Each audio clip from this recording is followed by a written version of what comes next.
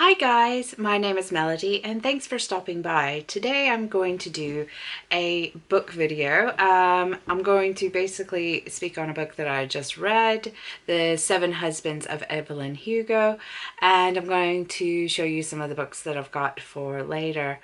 Now, firstly, like I said, I'm going to get into this book review.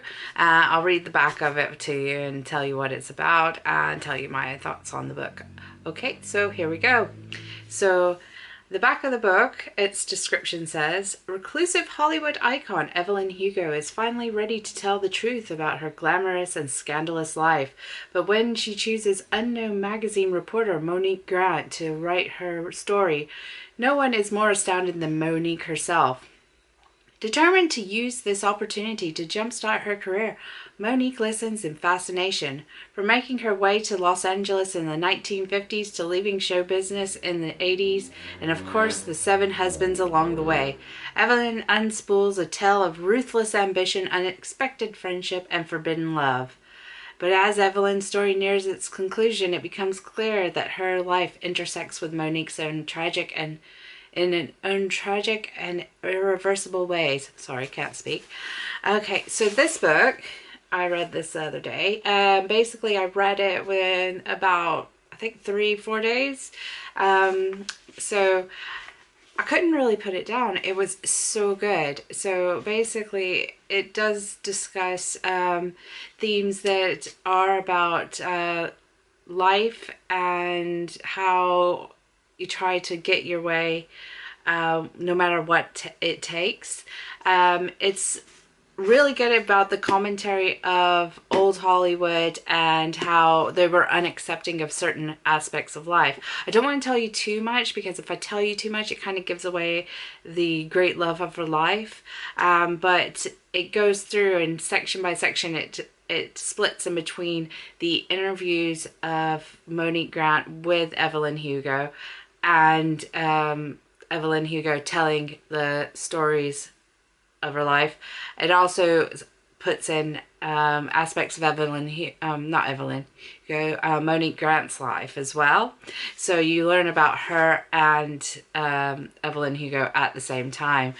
The first surprise comes sort of towards the beginning of the book. So it's about, I think about 25 to 30% into the book where you find out who the great love of her life is. And it goes over why she's married so many men and how this has affected her life and her career.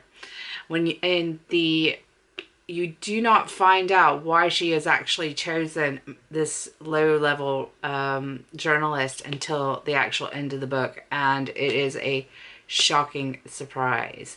I would highly recommend this book as it is a good read. You're not going to put it down. It's not a romance novel as such, but it is about love, but it is about forbidden love, an unexpected love, and an unaccepted love. So if you know what that is, you will actually realize who the love of her life is towards the beginning of the book. I gave this 5 stars on Goodreads because I could not put it down, and it took me, like I said, it only took me about 3-4 days to read because I was so enthralled with the actual story and the themes behind it and the old Hollywoodness of it all. But basically, I would say give this book a try. You may like it. If you do like things about sort of a mysterious women, old Hollywood glamour, and scandalous relationships. Now, I thought the best part of this book is if you go through, I'll show you, there are little vignettes at the beginning of some of the chapters, which are basically headlines, scandalous headlines from gossip magazines. And that's basically what the book centers on, is why she married the husbands and the gossip magazines and how they're trying to tell the story and how you really don't know people until you talk to them. Okay, so that's this book. I really loved it. I hope you love it too. Give it a try. and I will get on to my next books. Now, I did say on my last video that my books read in 2019 that I wasn't going to include history books or books for school, but you know what? Since I have them, I might as well read all of them. So I will show you the books that I've got for school. Okay, so I do medieval history. I like to delve into the medieval past, and this term I'm doing a course on merchants, pirates, and crusaders of the Mediterranean in the medieval past. So I have gotten these two books for my classes. One is The Catalan Expedition to the East from the Chronicle of Ramon Muntaner, and that is a translation by Robert D. Hughes. So that's this book here. So basically this book is, I want to just read the extract on the back. In this book, Raymond Montaner has himself, and with himself much of his contemporaries, the nobles and the knights and citizens and the merchants, captains of ships and sailors and almogavers and soldiers, to whom he appeals to act as one in defense of the integrity of the crown of Aragon, and who stood in fact behind its phenomenal rise in the 13th and 14th centuries. So this is not a fictional book. This is a diary of someone who lived in that time, or extracts of a diary, I believe, because I don't think they have the full book though. But I'm reading this one for my history course, and for that course again I am also reading Merchant Crusaders in the Aegean 1291 to 1352 by Mike Carr, who is my professor in this course, so, or my lecturer. So he's written this one. So I'll read the back of that as well. Have fun with this. The period from the fall of Acre until the end of the Crusade of Smyrna signifies a dramatic shift in crusade impetus, as expeditions to liberate the Holy Land were superseded by those who aimed at reducing the maritime power of the Turks in the Aegean. With this shift in the impetus came a change in participation, as the members of the merchant republics of Venice and Genoa, together with the Frankish states in the Aegean, began slowly to replace the chivalry of Western Europe as the most suitable leaders of a crusade. This resulted in a subtle alteration in how the papacy aimed to justify a crusade and encourage involvement from the merchant crusaders, who were vital for its success. Drawing on a wealth of previously unexplored sources, including those related to crusading and also those recording trade between Christians and Muslims in the Eastern Mediterranean, this book analyzes the changing Latin perceptions of the Greeks and Turks during the period, the nature of the military response to the threat posed by the Turks in the Aegean, and the relationship between the papacy and the merchant crusaders. In its investigation of the complex interplay between mercantile objectives, and crusading ideals, it sheds revealing insights into the complexities of crusading in the later Middle Ages. And that is this book. What I will do is, as I go through these books, I will eventually give a review to them. They're probably going to be more towards the end of the term, which is about May. So I'll give you an insight. If you want to know, like I said, I do history, so this will be History Books Review. Yay. Another book that I have that I am going to finish reading, probably this month, I think this will be the next one I read, is The Fife Pilgrim Way by Ian Bradley. This is a book that tells about Fife in the Middle Ages. The Pilgrim Way is a walk that you can do in Fife with lots of historical aspects to it.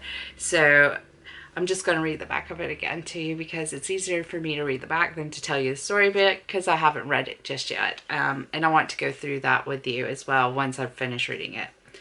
Packed with history, vivid anecdote, and nearly 100 color illustration, it brings to life the fascinating communities and characters along the route in whose footsteps modern pilgrims are treading.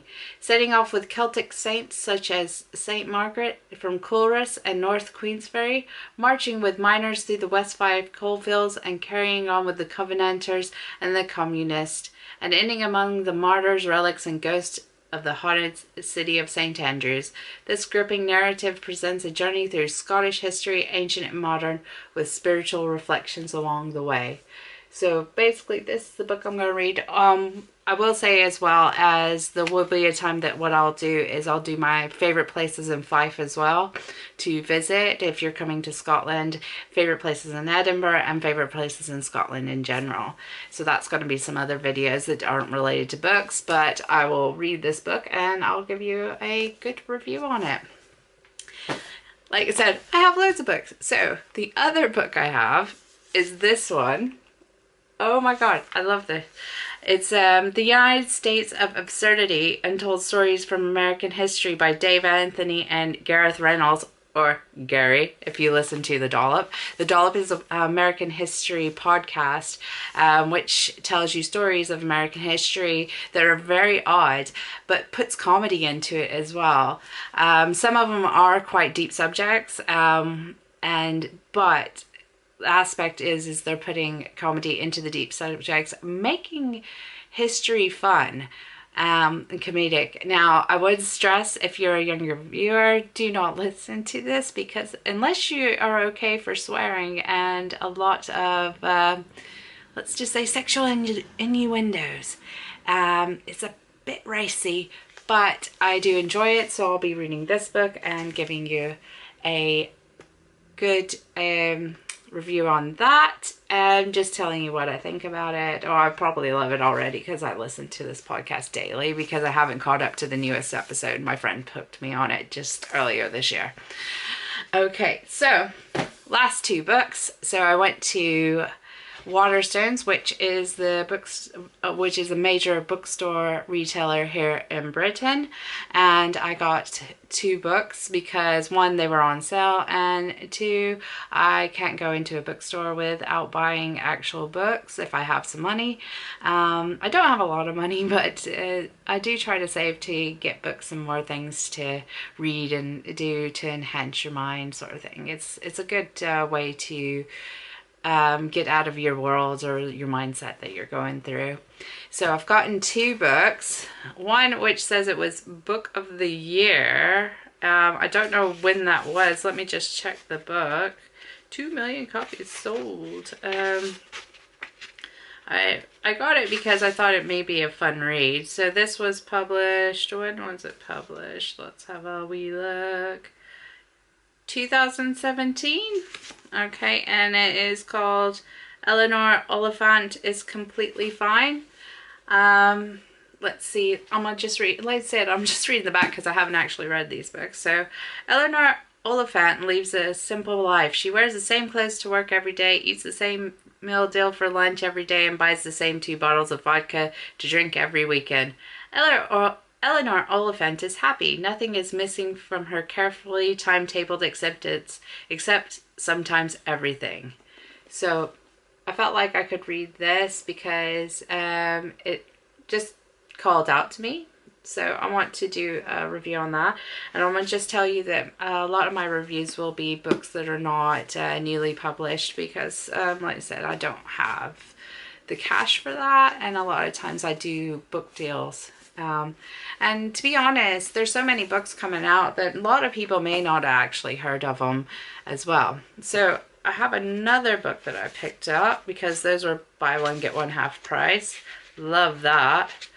Love a book deal. So this one was published this year. Well, last year. I say this year, it's 2020. This was published in 2019, and it is called The House by the Loch. And it is by Kirsty Wark, and this one is, let's read the back of it, Scotland, 1950s. When the clever, glamorous Jean Thompson meets Walter Macmillan, she falls in love with this steady and loving man who may perhaps quiet the demons inside her. Yet their home on the remote Loch soon becomes Jean's own prison, and neither their young family nor Walter's care can seem to save her. Many years later, Walter is joined by his adult children and adored grandchildren on the shores of Loch, where the family has been holidaying for 2 generations, but the shadows of the past stretch over them, turning all their lives upside down one fateful weekend. So I'm going to have a read of this as well, and I will give you a review on that. I believe this is a Scottish author. Yep, she lived on the Isle. Let's see, let me see if I can find the author, about the author. There we go. Oh yeah, she's a journalist. And she was born in Dumfries and educated in Ayr, Scotland, and she now lives in Glasgow. I believe I actually know who this is. I just need to look it up, but sometimes names escape me because I'm not that too good at names, but anyway. But this one is a Scottish author book, which is great. I do like to support the locals here. That sounded really cheesy, but I don't care, and I'm not cutting that out because you know what? Don't edit. But those are my books that I'm going to read. What I'm attempting to do is I do listen to an audiobook, and I do have an audiobook that I'm listening to. Let me just pull it up, that I'm going to be listening to for the Peter's Book Club. Let me pull that up and I'll tell you what that is. That should be shortly on my list of listening. I think it is it's true crime. They're all true crime, but I think this one's actually quite tragic, so it's probably not one to be really light about it. So I'm trying to mix my more light books with the heavier stuff. So the book that I'm going to be reading is If You Tell by Gregg Olsen. I've heard that it is a very difficult listen to and a hard read. So we will give you a review. Every time I get finished with a book, I'll give you a review on it. But today I just wanted to tell you about that one book that I finished this week and the books that I'm going to read going forward, including those history books for uni. I'm not going to give you any of the books if I'm just reading an extract from the book. I'm only going to give you the books if I read the whole book. So that sort of thing. I'd also like to go over some history items on the actual channel, but today it's just mainly about books. So those are the books that I'm going to read. What I'm going to try to do is keep one book handy at all times, and instead of listening to things or being on my phone before bed, I'm going to try to read a chapter. So that's what I'm trying to do. That's my goal to for this month and going forward, is to at least read a chapter of a book a day and try to get those books done. So if I get done with the Audible book, I will give you a review on that. If I get done with a physical book, I will give you a review on that as well. If you like this video, well, that's me, I'm just gonna say. So that's me for now. And if you like this video and you like me, give it a thumbs up, and please do subscribe to my channel. All my links to my social media are on my homepage. I believe it's on the banner at the top, because I'm not really good at this because I'm only a student, and I will just be trying to do at least one video a week of just random content. But please do subscribe, and I will see you in my next video, and I love you guys and thank you for watching. It means the world to me. Bye.